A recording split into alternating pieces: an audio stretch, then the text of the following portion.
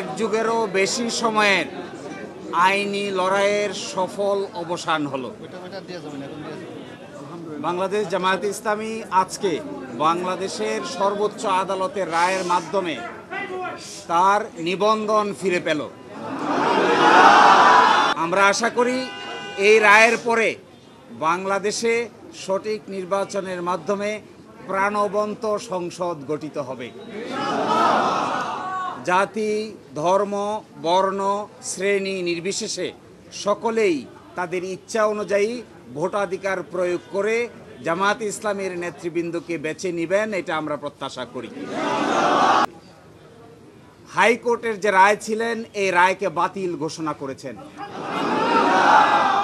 এবং ইলেকশন কমিশনকে নির্দেশনা দিয়েছেন বাংলাদেশ জামায়াতে ইসলামীর রেজিস্ট্রেশন এবং অন্য যে সকল ইস্যু ইলেকশন কমিশনের সামনে আছে বা আসবে সেগুলো যেন দ্রুতই নিষ্পত্তি করেন।